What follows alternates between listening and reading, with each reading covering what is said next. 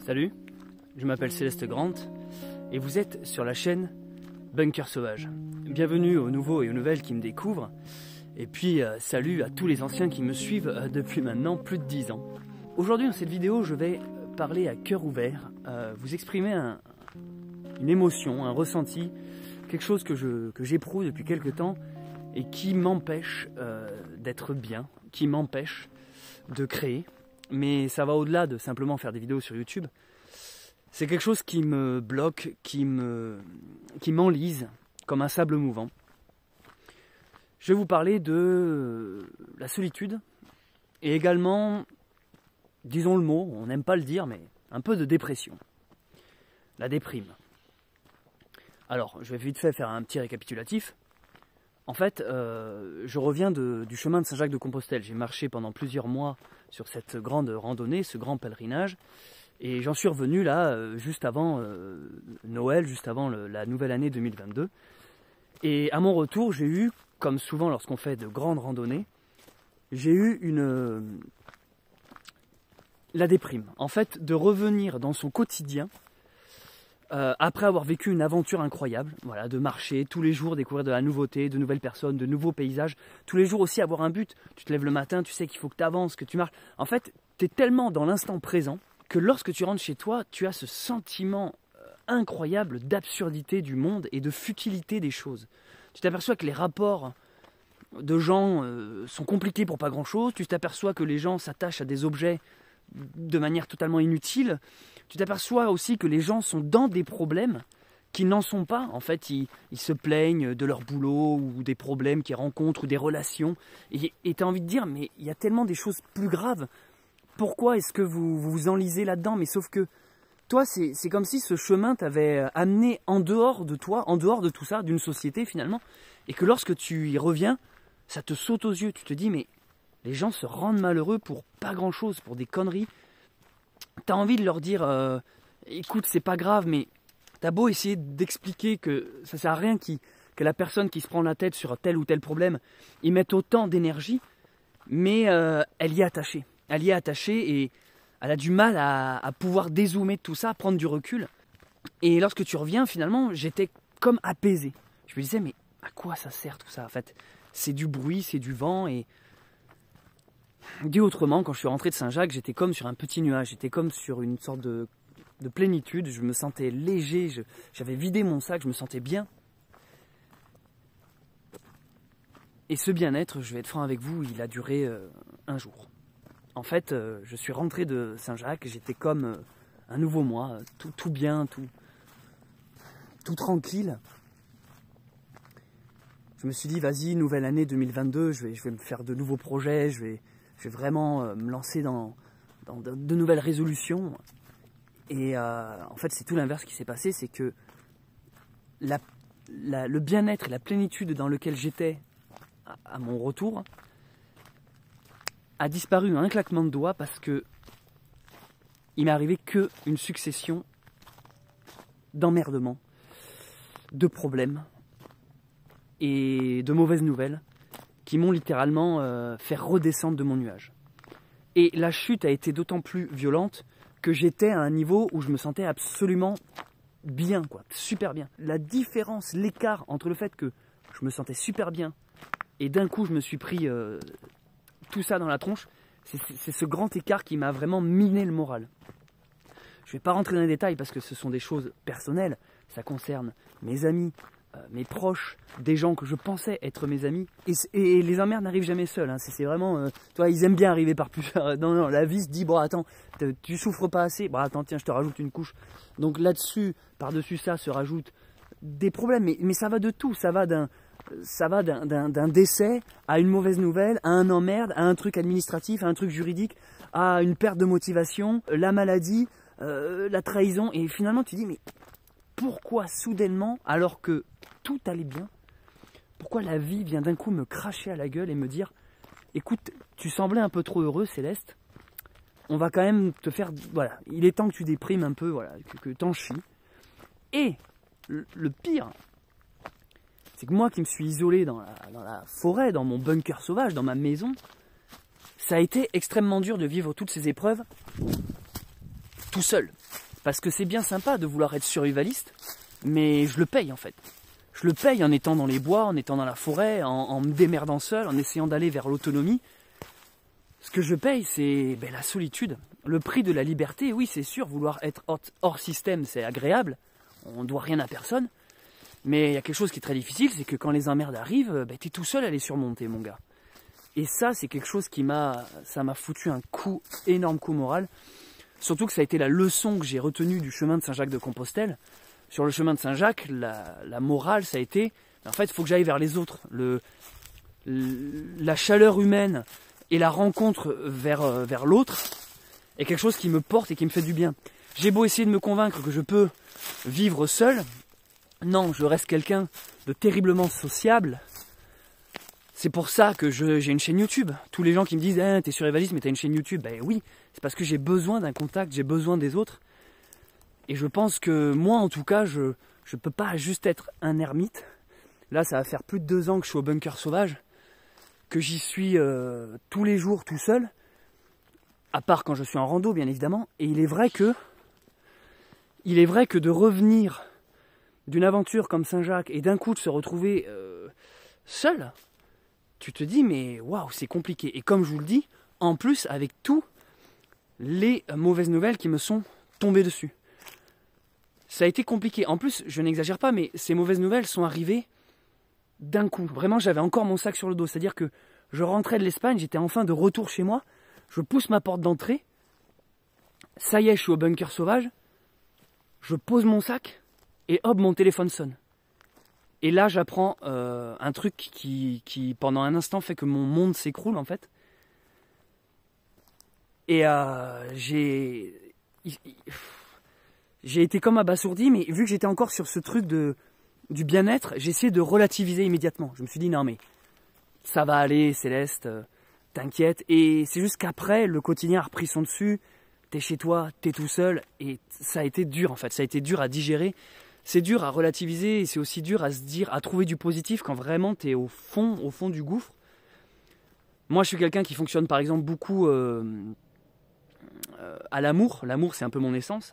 C'est-à-dire que quand je me sens entouré, quand je me sens aimé, quand je me sens bien en fait, c'est là où je suis productif. Les vidéos sont cathartiques pour moi, me font du bien. Je suis inspiré, mon entourage devient ma muse. Mais en même temps, c'est ma kryptonite. C'est-à-dire que c'est à la fois mon point fort, à la fois mon point faible. C'est-à-dire que dès l'instant que j'ai une peine de cœur ou une peine sentimentale, je n'arrive plus à rien faire.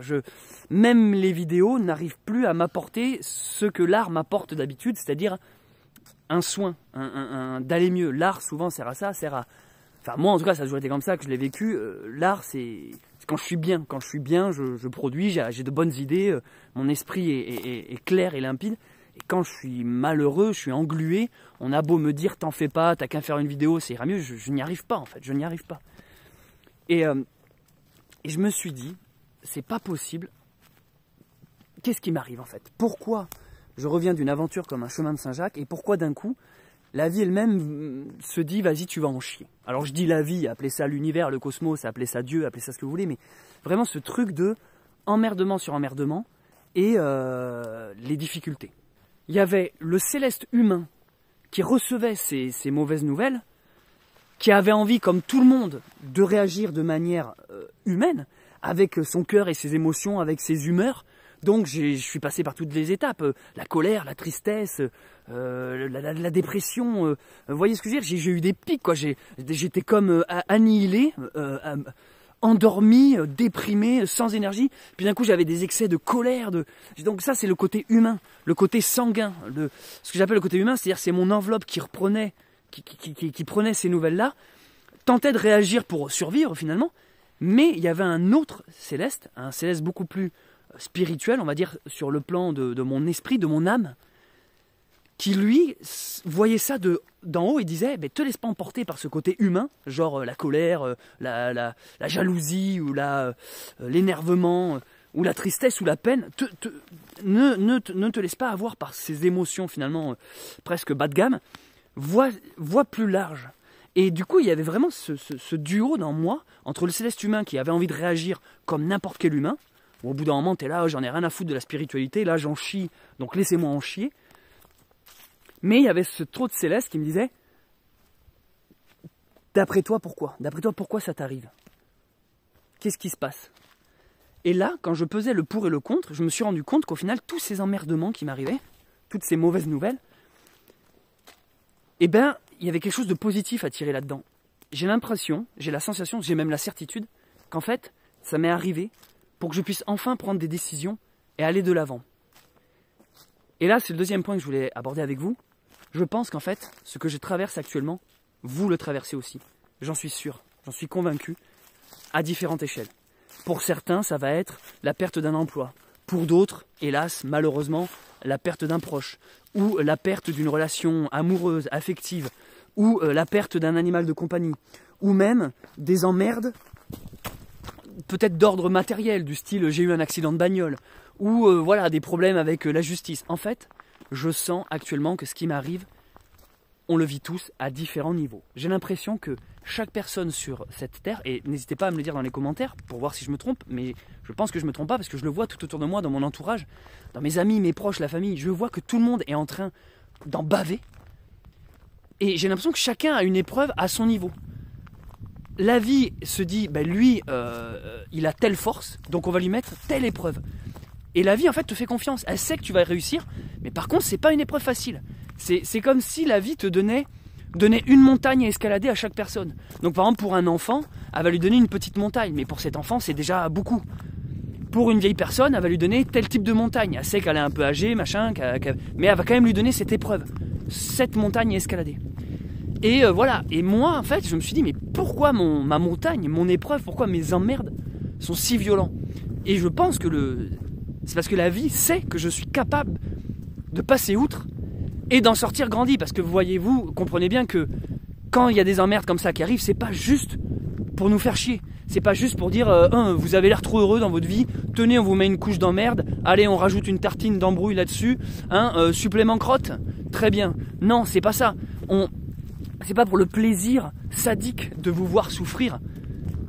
C'est parce que en fait, la vie vous offre une épreuve qui vous permet de sortir de la chrysalide, du cocon, de chenille. Vous rentrez dans cette bouillie qu'est la chrysalide et vous sortez papillon. Mais par contre, c'est compliqué. Une naissance, c'est toujours compliqué. Un bébé, un accouchement, quand ça sort, quand ça arrive, c'est de la douleur, c'est du sang, c'est des larmes, c'est des cris.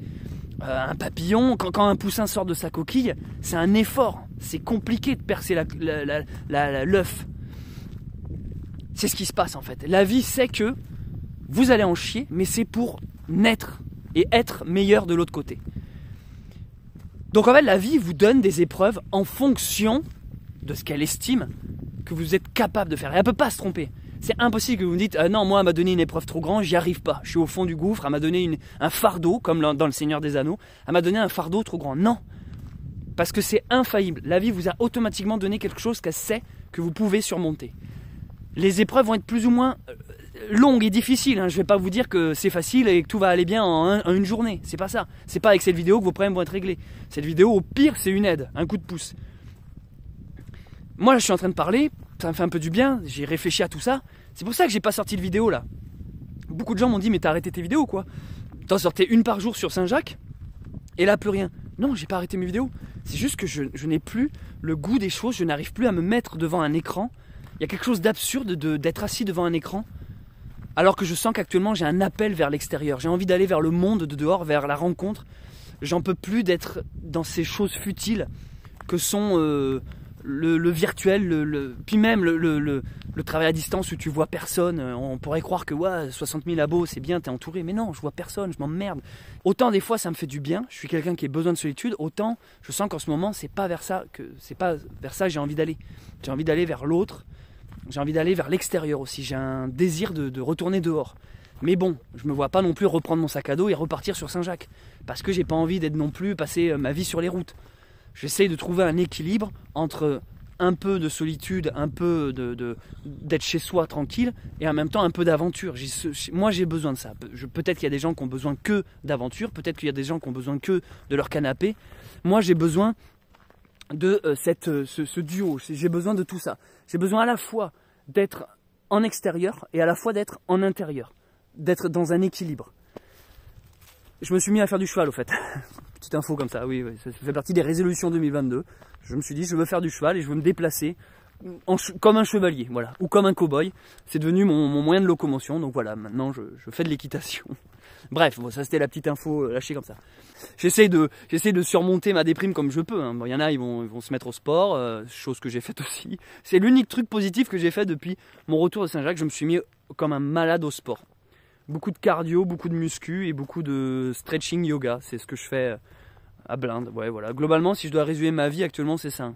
Je vais à la messe le dimanche. je fais du yoga et du stretching tous les jours et du cardio. Beaucoup de cardio et avec des petites séances de muscu et je vérifie ma diète. Ça, c'est un peu les nouvelles résolutions. J'ai quasiment, je bois quasiment plus d'alcool et j'ai arrêté la clope. Voilà, ça c'est les nouvelles résolutions classiques, hein, mais bon, faut bien les faire, hein, faut bien les faire. Voilà, et je fais du cheval, voilà. Enfin, j'essaye en tout cas. Bon bref, ça c'était les petites parenthèses. J'ai aussi un nouveau téléphone, voilà, je sais pas ce que vous dites de la qualité. Pourquoi je vous raconte ça? Parce que en fait c'est la première fois que je l'utilise dans cette vidéo. Voilà, mon autre a grillé. C'est-à-dire que là, tout ce que vous voyez là, toute la vidéo que vous regardez là, je l'ai déjà tourné hier, au mot près. Sauf que mon téléphone portable a grillé. Voilà, grillé, je savais même pas, il s'est éteint. Mollement en plus, hein. Il n'y a pas eu d'explosion ou de fumée, non, il s'est juste éteint, je dis, oh bah il a plus de batterie. Je suis rentré chez moi, il s'est jamais rallumé le bordel. J'ai perdu toutes mes données, enfin bref. Du coup, bah, j'ai dû investir dans ce nouveau truc, alors je sais pas du tout ce qu'il vaut, j'ai toujours l'impression qu'on se fait enculer, parce que c'est hors de prix ces appareils. Et je sais pas, vous me direz ce que vous en pensez, la qualité, si elle est meilleure ou pas, bon bref. Tout ça pour vous dire que j'ai l'impression que la vie donne des épreuves compliquées en fonction de nous, et je suis sûr que vous actuellement vous traversez tous des phases un peu merdiques, et ces phases là on le ressent aussi actuellement avec tout ce qui est Covid, passe sanitaire, passe vaccinal, l'étau se resserre. En fait, pourquoi ça nous arrive? Voilà, c'était la question que je posais. Pourquoi la vie nous met toutes ces épreuves? C'est pas juste pour le plaisir de nous faire souffrir, c'est parce qu'à sec derrière on en sortira grandi et meilleur, et à nous a laissé, là on est en 2022, à nous a laissé 2022 années pour nous prélasser et faire ce qu'on voulait. Et là c'est le moment où elle s'est dit, bon, les êtres humains, il est temps que vous preniez les rênes de votre vie, prenez de bonnes décisions. Donc je vais vous obliger à faire des choix. Et c'est comme ça que je vis les choses, et je pense que c'est comme ça que vous devriez les vivre aussi. C'est-à-dire que la vie s'est dit, tu as une relation un peu floue actuellement avec telle personne, tu sais pas trop la définir, je vais t'aider. On est face à nos propres problèmes, à nos propres paradoxes. Les gens qui par exemple vivent en ville et qui ont toujours voulu aller vivre à la campagne, là l'étau se resserre avec toutes les restrictions qu'on a. Il y a comme ce truc qui nous fait dire, il est temps que je dégage, il est temps que je bouge. Et j'ai plus le choix, c'est même plus il est temps, c'est j'ai plus le choix, faut que je le fasse. Là je vois plein d'amis autour de moi qui sont en train de déménager. Ou l'inverse, des gens comme moi qui sont seuls, qui se disent putain mais là l'étau se resserre, est-ce que j'ai vraiment envie de terminer seul? Tu vois, je me pose les questions. Ou des gens qui sont mal, j'en connais plein, dans leur boulot. Putain, ils me demandent de me faire vacciner, je risque de me faire virer, mais est-ce que ton boulot te plaît? Non, il me plaît pas vraiment. Alors qu'est-ce que tu fous? Ouais, mais j'y suis pour l'argent, mais alors ok, mais alors est-ce que... Et là, l'étau se resserre. Et même ces personnes, là, commencent à se dire, mais c'est quoi? Qu'est-ce qui se passe actuellement? Il y a une folie ambiante, tout le monde, il y a une sorte d'hystérie générale. Qu'est-ce que je suis censé faire? Qu'est-ce que je suis censé comprendre? Tu es censé prendre une décision. La vie elle-même te dit, maintenant il y en a marre, vous avez eu le choix pendant des années, maintenant il est temps de trancher. Quelque chose que je n'avais pas défini avec des personnes. J'ai l'impression que la vie m'a donné un couteau pour que je coupe le cordon. C'est-à-dire que les événements, les emmerdes, ce que j'appelle les problèmes, font que ça vous donne le couteau, mais que vous n'avez pas le choix. Ce couteau, vous ne pouvez pas faire 10 000 trucs avec. C'est couper le cordon. C'est quand même à vous de faire le geste de la séparation. Mais vous êtes obligé de faire ce choix qui n'est pas facile. C'est compliqué de couper ce putain de cordon. Avec des relations toxiques par exemple, ou avec des gens qui ont des problèmes, ou je sais pas, des faux amis, ce genre de trucs. Ou même dans des relations familiales, par exemple des problèmes que vous n'avez jamais pu exposer à vos parents, à vos frères, à vos soeurs, je sais pas, je dis n'importe quoi, mais vous voyez ce que je veux dire? Ou à votre patron, à vos collègues.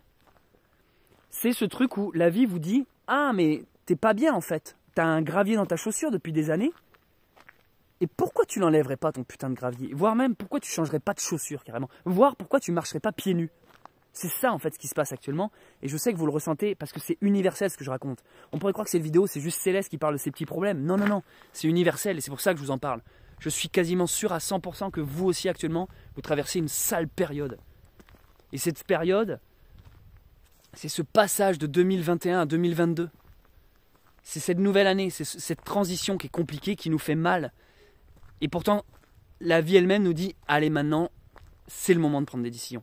Et c'est comme ça que j'ai réussi, moi, à pas sombrer, en fait, à me dire, mais non, mais en fait, c'est tellement gros, c'est-à-dire que c'est même plus subtil, hein, c'est pas la vie qui essaye de faire genre, ah, peut-être que Céleste. Non, non, je vois que c'est tellement gros.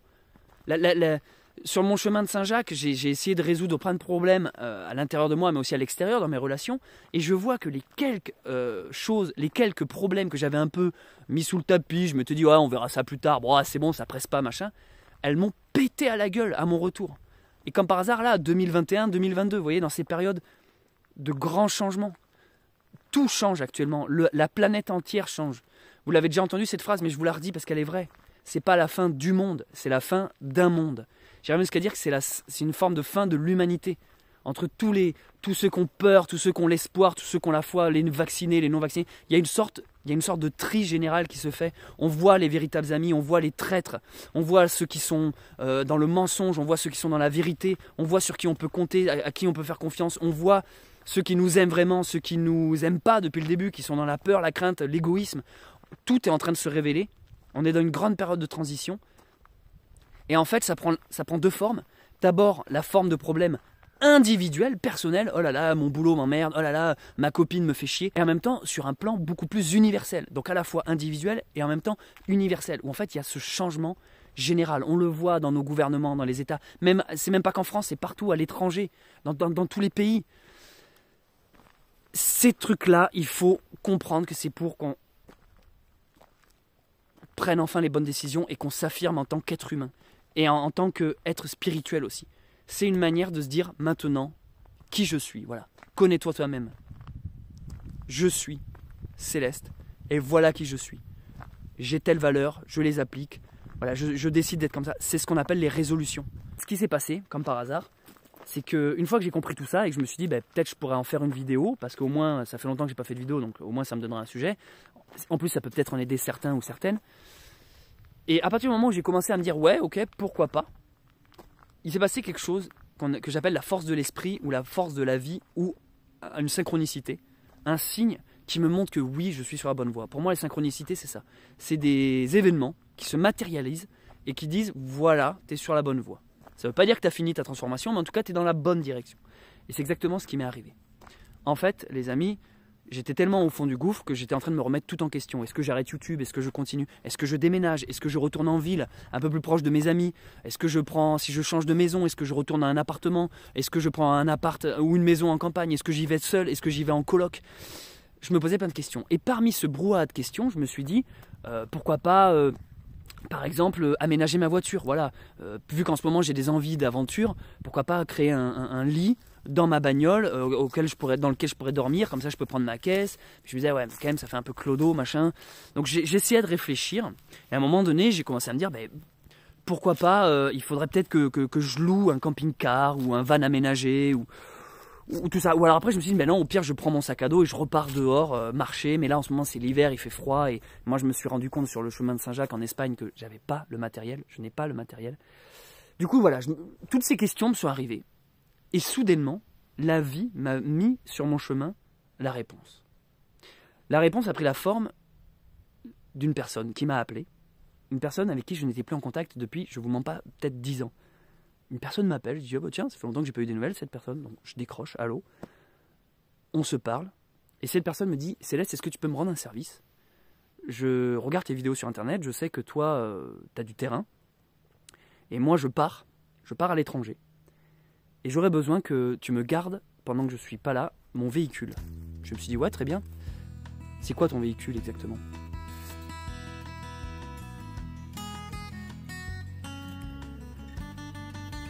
Mon véhicule, c'est un camping-car. Ça me rendrait service que tu me le gardes. Et tu pourras t'en servir. Donc moi, pendant que j'étais en train de me poser 10 000 questions de comment me sortir dans la boue dans laquelle je me trouvais, la réponse a popé. Expliquez-moi dans quelle vie, dans quelle réalité, on obtient un camping-car comme ça, sans dépenser un centime. Zéro, ça n'arrive pas. Ça n'arrive pas sauf quand on garde espoir et qu'on ne se laisse pas emporter dans la mélancolie. Mais c'est pas facile. Et moi-même, je suis le premier étonné. C'est tellement, vous savez quoi? C'est tellement gros comme truc que j'ai encore du mal à réaliser. Ce que je suis en train de vous dire, les amis, c'est que je n'arrivais pas à trouver une solution à ma situation. À un moment donné, j'ai pensé vaguement, je me suis dit, il faudrait peut-être un camping-car pour que je puisse bouger. Comme ça, je peux partir à l'aventure. Et en même temps, je suis fixe. Il y a ce côté sédentaire et en même temps nomade. Il y a ce côté, c'est l'hiver. Parce que moi, je tiens quand même à préciser que l'hiver, on est censé quand même se recentrer. C'est une période où on est censé rester sur nous-mêmes, à l'intérieur. Mais moi, j'étais plus bien. C'est ça le truc. J'étais plus bien sur moi-même. J'avais envie d'être vers l'extérieur. Et là, voilà ce qu'on me propose. Voilà ce que la vie m'amène, en fait. Sur un plateau. Je l'ai eu en moins de 24 heures, ce truc. Un coup de fil d'une amie que j'ai pas vue depuis 10 ans. J'obtiens un camping-car. Et je rends service à cette personne parce qu'au moins, parce que faut le faire rouler, voilà, faut l'entretenir. Et moi, ça m'enlève une putain d'épine du pied. C'est incroyable. Et du coup, je trouve que c'est le mix parfait de la réponse du flou dans lequel j'étais. Qu'est-ce que je fais? Je bouge, je reste chez moi, je déprime, je prends ma bagnole, je prends mon sac à dos. Qu'est-ce que je fais? Je loue une maison, je repars en coloc. Et bien, j'ai tout ça à la fois, les amis, en une réponse. Un camping-car.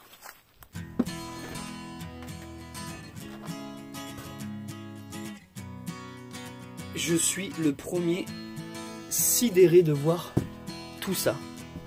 Alors c'est la première fois que j'ai ce genre de véhicule. J'ai même jamais eu de van aménagé ou ce genre de truc. Et du coup, ben voilà.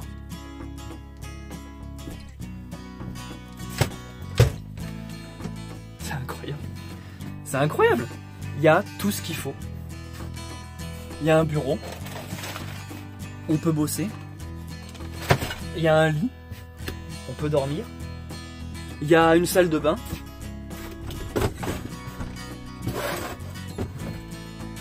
On peut se laver. Il y a des toilettes. Il y a de quoi cuisiner. Un lavabo. Un évier. Une gaz. Un frigo. On peut se déplacer. On peut conduire. C'est pas incroyable, sérieusement? Si je fais cette vidéo, c'est pas juste pour vous dire hey, regardez, j'ai un camping-car. C'est pour dire que ça ouvre les champs des possibles. Je réalise toujours pas en fait. Je réalise tout simplement pas du tout ce qui se passe avec tout ça. C'est un camping-car qui est plutôt typé vieillot. Il est assez stylé, il est bien rétro. Et c'est ce qu'on appelle un intégral. C'est-à-dire que quand tu es aux commandes, eh ben, tu as vraiment une vue incroyable, une vue panoramique tout autour. En fait, c'est une baie vitrée roulante, le bordel. C'est vraiment juste de la vitre. Et après, c'est ton salon, quoi. Hop, tu te retournes, hop, et tu bois l'apéro directement.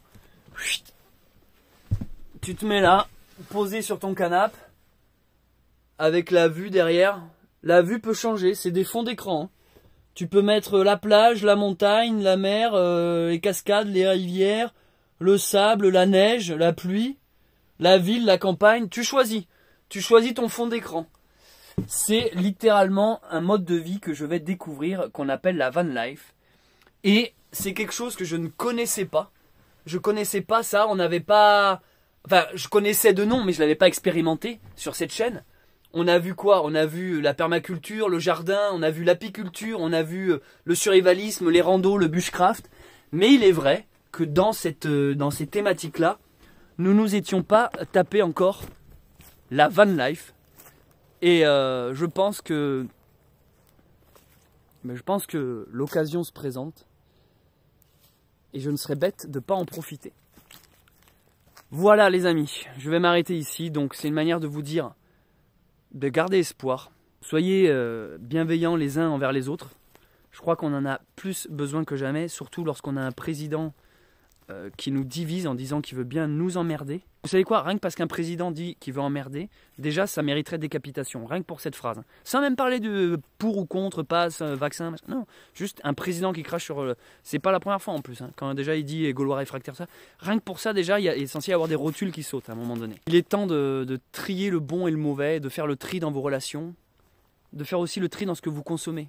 Consommez en termes de bouffe, arrêtez de bouffer de la merde, mais aussi en termes d'esprit. Arrêtez de regarder de la merde. S'il y a plein de youtubeurs que vous détestez, moi y compris, si au fond de moi vous aimez pas mon discours ou mes opinions, barrez-vous en fait. Pour vous, je dis ça pour vous. Hein. Moi ça me fait des vues, donc vous pouvez rester, mais en fait nourrissez-vous de ce qui vous fait du bien et entourez-vous de ce qui vous fait du bien. Voilà.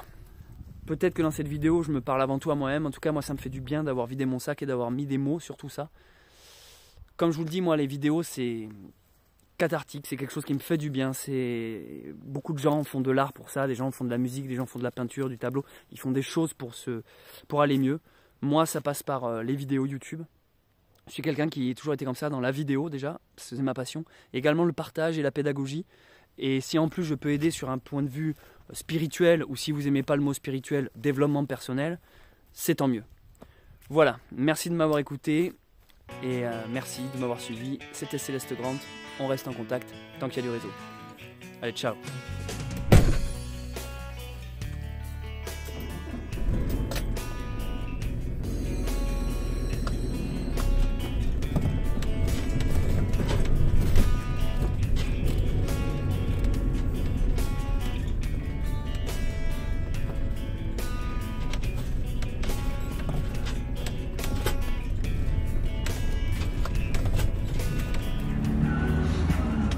Et voilà, c'est la première fois que je conduis le camping-car et pour l'inauguration ce soir, on l'a entièrement nettoyé, on a installé nos affaires et on a décidé d'aller se trouver un spot quelque part pour passer une première nuit. Donc là je suis avec deux potes et j'ai jamais conduit un véhicule aussi gros. Tu peux filmer la route, hein, on voit que c'est quand même extra large.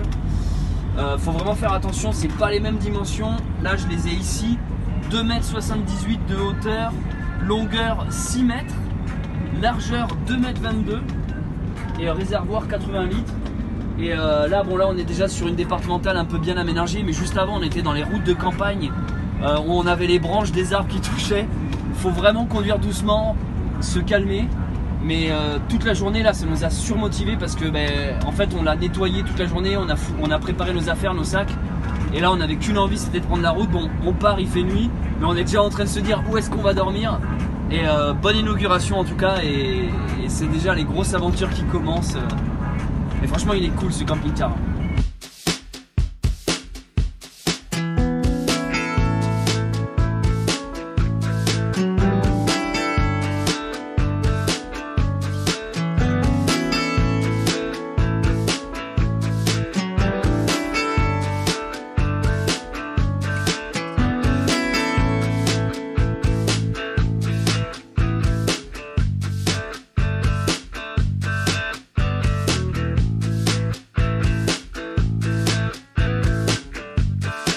Un premier gueuleton, tu nous as fait quoi mec? Jambon beurre pâté. Voilà, mais là on y est. Et toi alors, tu t'es fait quoi? Petite assiette. Elle est ordonnée, elle est géométrique ton assiette. Putain, ça le fait bien. Hein. On a bien roulé, on s'est trouvé un bon spot. Ouais. Vu sur un lac qu'on voit pas. Oui, ça se trouve, il n'y a rien en bas. Ouais, bon, on est dans la nature. Ça se trouve, on croit que c'est bien parce qu'il fait noir. Demain, juste. Ah, ben on est sur un national. On est à côté de la poubelle en fait. Il fait bon, il fait chaud. C'est vrai que là. Ouais, parce que dehors, il fait combien? Ça disait? Dehors, il doit bien faire moins de 3, moins 4. Hein. Donc là, on a. Gèle, on a barricadé, on a mis les rideaux occultants pour pas se faire occulter. On a retourné les sièges. Le lit est là-haut. Putain, là c'est bon quoi. Je vais trapper le coca. Ça le fait bien. Bon, bah allez, c'est le moment de manger. Allez, bon appétit. Tu dis de bénédicité, Mathieu?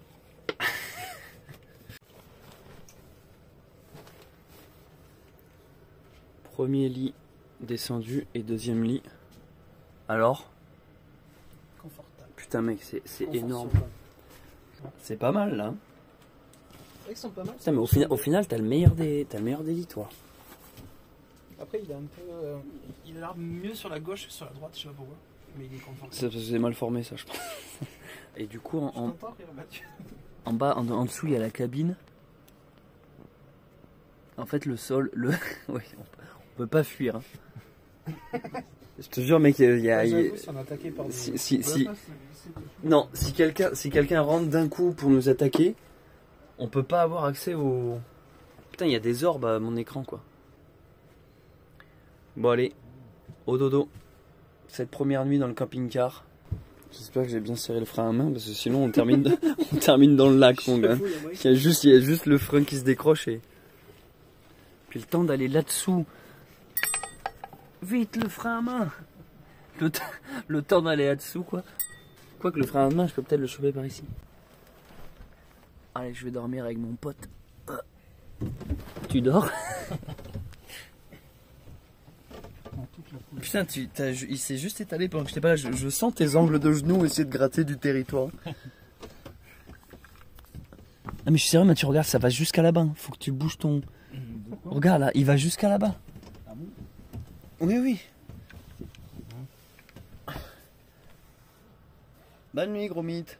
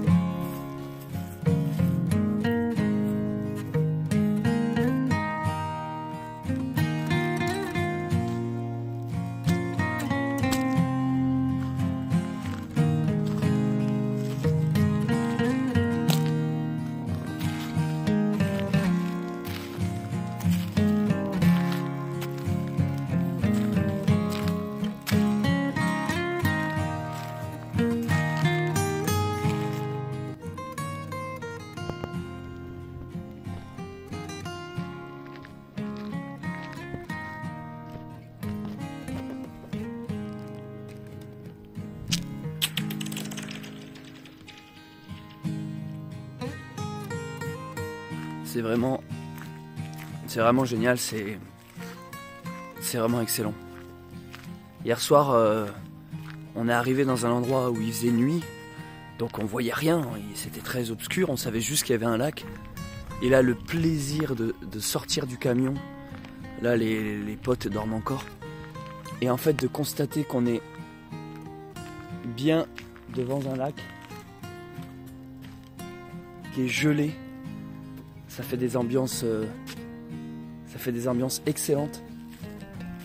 Et c'est exactement ce que je recherchais. Je recherchais, si vous voulez, à retrouver cette sensation où tu te lèves le matin et t'es déjà en contact avec la nature, l'extérieur, et c'est déjà l'aventure. Je veux dire, c'est ce truc où dès le matin, là, t'es avec les éléments, quoi. Toi, t'es la fraîcheur, il y a le soleil, il y a l'eau qui est gelée. Tu découvres aussi un lieu, et le pire c'est qu'on n'est pas très loin on n'a pas fait énormément de kilomètres, c'est ça le pire. Mais dès le matin, plutôt que d'être chez toi à stagner, tourner en rond, t'es directement dans un décor, et c'est ça que je voulais retrouver, c'est ce sentiment de, comme en rando, dès que tu te lèves, t'es dans l'aventure, t'es dans la journée, tu profites de la journée. Ben là je le retrouve, mais en version confort, parce que là j'aurais pas passé la nuit dehors, hein. On est descendu à des -5. Il y a carrément des stalactites sous le camion. Puis en plus, c'est le genre de truc que tu as envie de partager, ça. Je veux dire, tu as envie du plaisir de dire, vas-y, j'invite des potes, on va se faire un kiff, on va passer une nuit. C'est même mieux que ce que j'espérais. Parce que c'est vrai qu'un camping-car, moi je visais plutôt, j'aurais plutôt eu tendance à penser plutôt préférer les vannes aménagées ou les petites voitures aménagées. Mais là, quand on obtient, qu'on te le file, tu vas pas cracher dans la soupe non plus. Du coup, je me te dis, bon, on va essayer, tu vois, j'aurais préféré un van, mais bon. Et en fait, c'est mortel, quoi.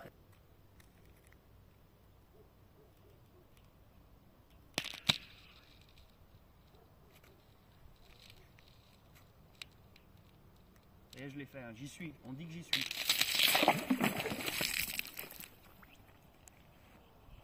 Second test, on va essayer de marcher sur l'eau, mais cette fois, on va s'aider d'une corde pour alléger le poids.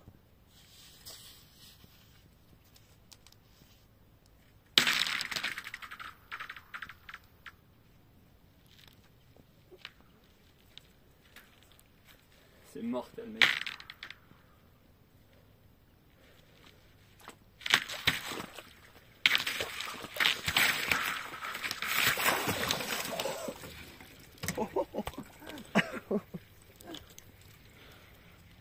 Putain, le pire c'est qu'elle est chaude l'eau. Ou alors je suis en hypothermie.